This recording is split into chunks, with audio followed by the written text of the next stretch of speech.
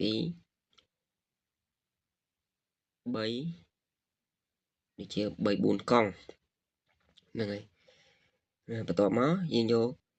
ខ្លែងដែលយើងបានធ្វើមិញហ្នឹងយើងយកមកចោះដាក់កតុយវាអញ្ចឹងពេលយើងដាក់កតុយ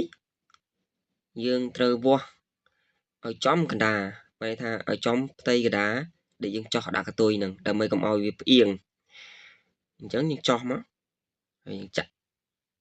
ថង់ដែលយើងកាត់ធ្វើកតុយហ្នឹងយើងចងវាហ្នឹងហើយយើងចងវាចងមកល្មមហ្នឹងវាជាប់ហើយកុំឲ្យតែវាលា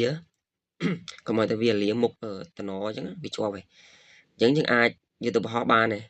អានេះខ្ញុំឲ្យក្មួយខ្ញុំគាត់យកទៅកាន់ដើរទៅឲ្យគាត់កាន់ខ្សែខ្ញុំអ្នកបោះវិញអញ្ចឹងចាំមើលតើវាហោះទេនេះបាទបងប្អូនក្មួយគឺវាហោះពិតប្រកបមែនគឺយើងស្រួលមែនតើយើងត្រូវការតែกระดาษរាមមួយទេដើម្បីធ្វើខ្លែងមួយនេះกระดาษរាមខ្សែអំបោះហើយនឹងថង់យើងអត់ត្រូវការបិទឆ្អឹងបិទអីញ៉ៃច្រើនទេហើយយើងចង់បលូតឲ្យវាហោះបែបណាក៏បានដែរស្រេចតែចិត្តយើងអញ្ចឹងណាហ្នឹងហើយអានេះគឺវាហោះស៊ីខ្យល់តិចតិចគឺវាហោះដែរវាអត់ត្រូវការខ្យល់ខ្លាំងដោយសារតែវាអត់មានទម្ងន់វាអត់មានឆ្អឹងដែលធ្ងន់កុំឲ្យថាវាពិបាកហោះនេះឃើញវាហោះស្អាតមែនតើជាប់ខ្យល់អត់ទៅណាទេបើថាវាស្ទើរកតុយយើងថែមកតុយតិចទៅថាវាអត់ស្ទើរទេ